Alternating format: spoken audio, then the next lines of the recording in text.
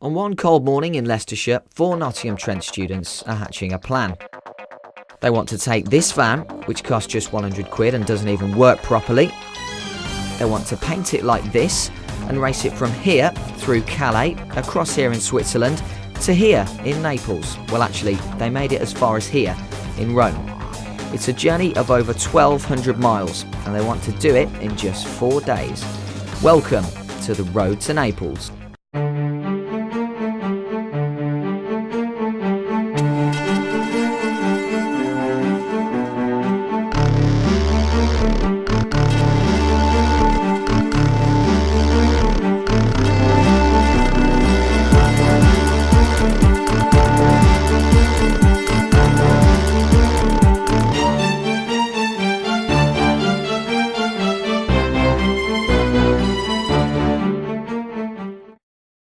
Last time on the road to Naples.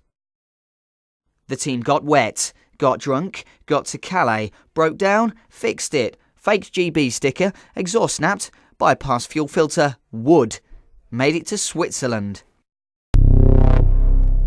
And now, on the road to Naples, the team find themselves nestled deep in the heart of the Alps. Last night, Mark Hicks drank to excess, celebrating reaching Switzerland alive. Went out, had a few drinks.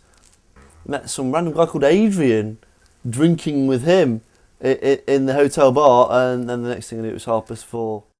He's still asleep when the team reach the start of the next leg of the race. It's decided a little wake-up call is needed. By water. Oh, it's the wave. You never know when the wave's going to get you. Switzerland. I regret meeting Adrian and going for another beer at 4:30. Yeah. After a quick photo with everybody involved, the team are on the road. I was absolutely beside myself with laughter, as I'm sure were the 500 other people standing staring at Mark in his drunken stupor as he got drenched, both in the van, running around outside the van, screaming, on top of the van, and everywhere else that you can think of. It was just a classic moment. Worst 15 seconds of my life. I just ran out of the van confronted with mountains and lakes. But a minute later, and they're lost. Nothing, we just need to work out where we're going. Work out where we're going. And 5 minutes later, the team are forced to pull over again. It's all too much for Mark Hicks. You won't hear it, but Hicks told our cameraman if things don't pick up, he'd throw himself off a mountain. 20 minutes on, the team pull over again, and Mark Hicks procures vital, yet unnecessary, and stolen equipment. Did you steal some stuff? It was free. How'd you find that? Yeah, it was in Switzerland. Switzerland holds many delights for the team. Stunning mountain passes, glacial gorges, freshly cut grass.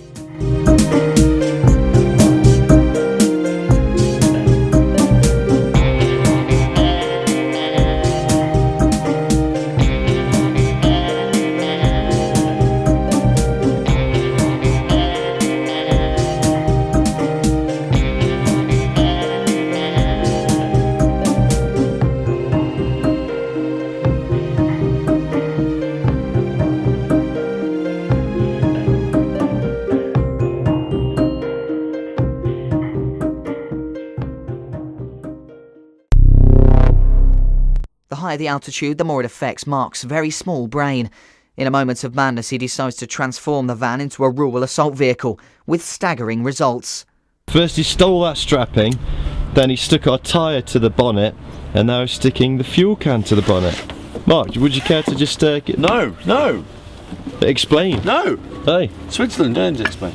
The altitude also has an adverse effect on Jonathan Dobney, making him think crazy. Well, we came up the mountainside and this man with a goat stopped us. He said, I fancy a part exchange my cart for your van. It's been reliable, it's 400 years old. How many miles has it got on the car? About 4 million. Really fast downhill, struggles a bit uphill due to the lack of power. These mountains are dangerous to any vehicle costing less than £100, be it Leyland DAF, a Sherpa, or a car parked with disco divas. Team Scaramanga are keen to lend a hand. Team Scaramanga to the rescue!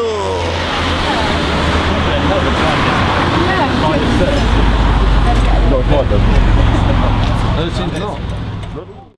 except for team captain Jonathan Dobney, who tragically burnt his hand in a van-related accident. Got any cold water? We could get some up. That was all over my hand, all over. Not just a bit of ragged nothing.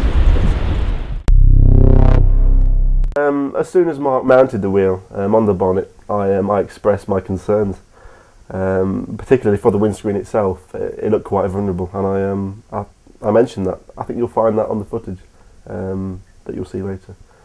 So we drove a short while, and the engine overheated. We stopped, and Mark was in quite a bad mood for some reason, and he just opened the bonnet really aggressively, and just put the tyre straight through the windscreen. Oh, I wish you could have got that. The bonnet just fell on your head. I'll get it in the proper hole. Oh! That's a... Oh! Nice. You just explain what happened there. It just smashed the window screen. Oh, what the How did you do it? What happened? But really, we're really now. So I open the bonnet, do all the stuff. The bonnet falls upon my head. Johnny runs to my rescue, go, let me help you. I'm like, okay, let's lift this bonnet up. We both lift it simultaneously. I'm quite angry at the bonnet at this point, so I say, lift it. Just lift it a bit higher, a bit higher, a bit higher, a bit higher. The windscreen shatters. From that point, I was condemned throughout the rest of the trip. Does your insurance cover windscreens in Switzerland? I thought the whole journey was. But even a catastrophe like this can't spoil the scenery, as long as you're not looking through the windscreen. There's one particular song which springs to the forefront of my mind time and time again. And I can't remember the name of the song. All I can remember is the way it goes, and it's just. And it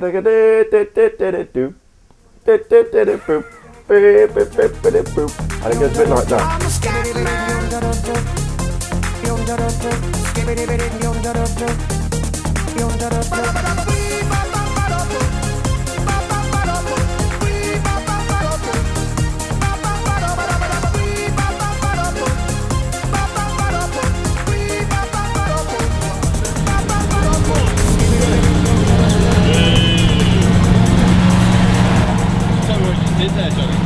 Overtaking a car on pure power.